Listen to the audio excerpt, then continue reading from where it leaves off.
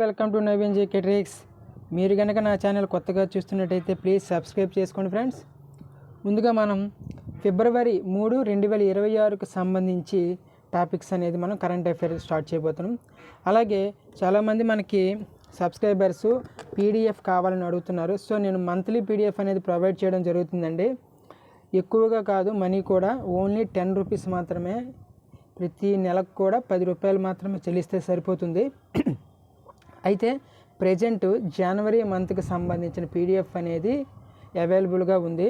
Next అలాగే మన DSC అలాగే రైల్వే ఎస్ఎస్సి లెవెల్ ఏ ఎగ్జామ్స్కైనా మనకి మినిమం 8 నెలల నుంచి కావాలి కాబట్టి జూలై నెల నుంచే మనకి అవైలబుల్గా ఉందండి. July, August, September, October, November, December.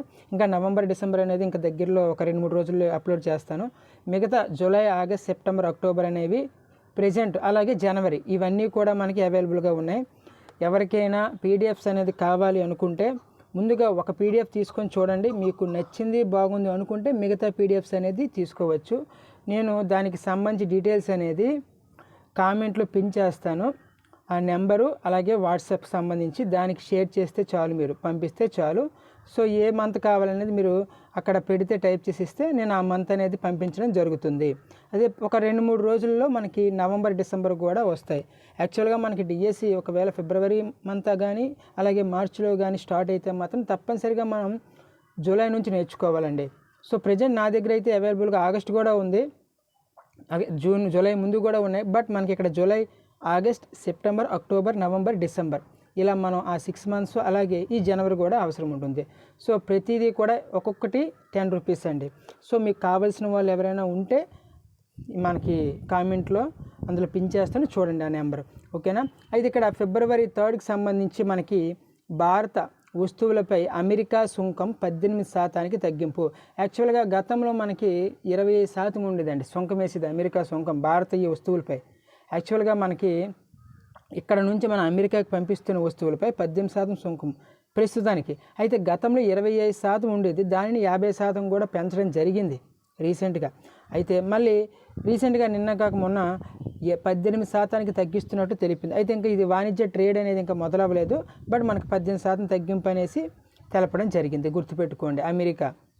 Next అలాగే భారత మొదటి బాబాసాహెబ్ అంబేద్కర్ అడ్వకేట్ శిక్షణ మరియు పరిశోధన కేంద్రం ఎక్కడ ప్రారంభించారంటే మనకి నవీ ముంబైలో ప్రారంభించడం జరిగింది. భారత మొదటి బాబాసాహెబ్ అంబేద్కర్ అడ్వకేట్ శిక్షణ మరియు పరిశోధన కేంద్రము నవీ ముంబైలో ప్రారంభించడం జరిగింది.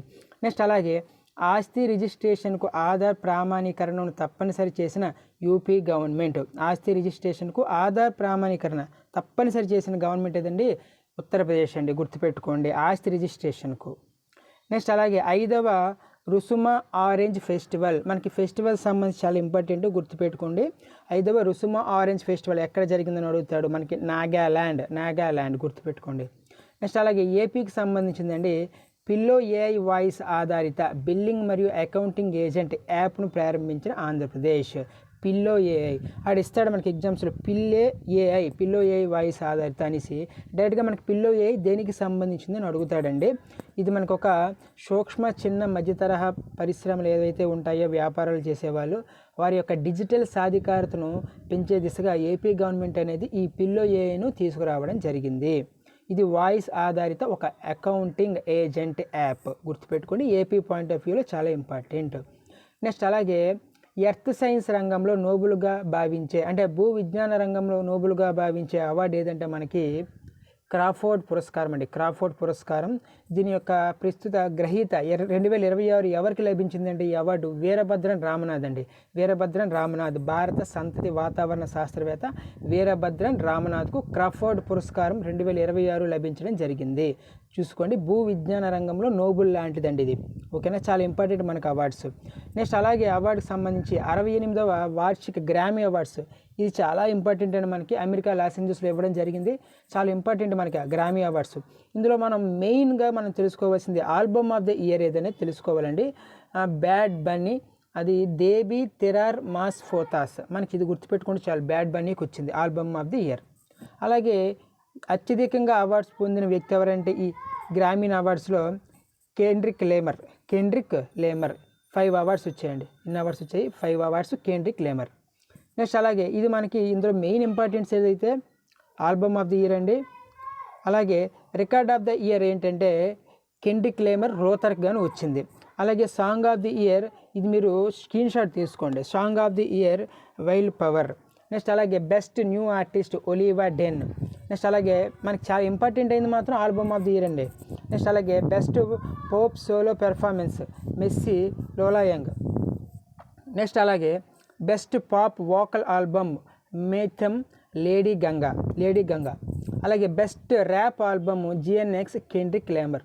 మనకి ఇందులో బాగా ఇంపార్టెంట్ ఏదంటే అండి ర్యాప్ ఆల్బమ్ ఒకటి, అలాగే వోకల్ ఆల్బమ్ ఒకటి, song of the year, next అలాగే ఆల్బమ్ ఆఫ్ ద ఇయర్. ఈ 4 మనకి వెరీ వెరీ ఇంపార్టెంట్ అండి. ఇది స్క్రీన్ షాట్ తీసుకోండి, చాలా ఇంపార్టెంట్ మనకి. నెక్స్ట్ వన్ అయితే ఈ గ్రామీ అవార్డ్స్ అనేది దేని కిందకి ఇస్తారండి అంటే సంగీతానికి సంబంధించిన ఒక ముఖ్యమైన అవార్డులు అండి.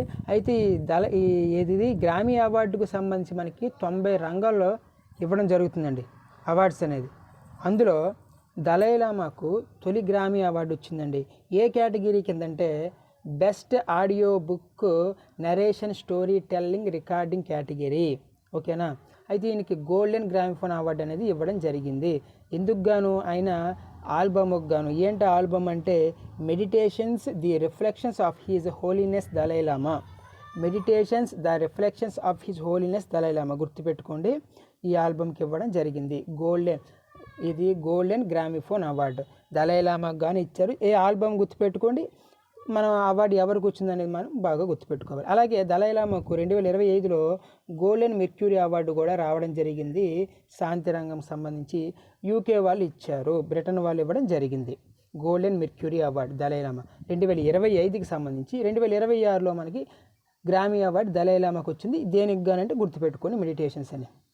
అలాగే ఎస్బీఐ ప్రారంభించిన చక్ర సెంటర్ ఆఫ్ ఎక్సలెన్స్ ఏంటిది అంటే ఈ రంగం ఆధునిక సాంకేతికత మరియు స్థిరత్వంపై దృష్టి సారించి నిధుల మద్దతుని ఇస్తుంది.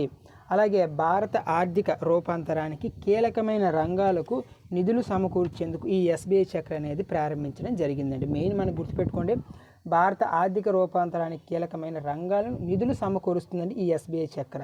దీన్ని ప్రారంభించింది state bank of India. Next topic అలాగే భారత క్రీడారంగంలో ఏఐ విప్లవం. ఏంటండి ఈ టాపిక్ అంటే యాక్చువల్గా క్రీడారంగంలో శిక్షణ, అలాగే ఆహార నియమాలు, గాయాల అంచనా, అలాగే వయసు నిర్ధారణ అంటే అండర్-19, అండర్-17, అండర్-20 ఇలా ఉంటాయి కదండి. కొంతమంది ఏజ్ అనేది నిర్ధారణ సరిగ్గా రాకుండా ఉంటున్న వాళ్ళకి ఏ అనేది ఒక కీలక పాత్ర పోషించడం జరుగుతుంది. దీని ద్వారా వాళ్ళ యొక్క శిక్షణ ఏంటి, ఆహార నియమాలు ఏంటి, ఎంతవరకు తింటున్నారు, ఎంత క్వాంటిటీ తింటున్నారు, గాయాలు ఎంతవరకు ఉన్నాయి, వయసు ఏంటి అనేది ఈ ఏఐ అనేది తెలుస్తుంది. అయితే దీనిని ఐఐటి బాంబే సహకారంతో నాస్కామ్ డీప్ టెక్ స్టార్టప్ అయిన డార్విన్ అనే సంస్థ దీనిని అభివృద్ధి చేయడం జరిగింది. ఇది ఐఐటి బాంబే సహకారంతో NASSCOM deep tech startup Darwin దీనిని అభివృద్ధి చేయడం జరిగింది. ఇదండి ఫిబ్రవరి 3కి సంబంధించి కరెంట్ అఫైర్స్. ఎవరికైనా కరెంట్ అఫైర్స్ కావాలంటే ముందుగా నేను చెప్తుంది ఏంటంటే జనవరి మాత్రము ఫస్ట్ ఆఫ్ ఆల్ తీసుకొని చూడండి. మీకు నచ్చింది అనుకుంటే అవసరమైతే అప్పుడు మీరు ఫోన్పే చేసి మిగతా కరెంట్ అఫైర్స్ అనేవి తీసుకోవచ్చు. థ్యాంక్ యూ అండి.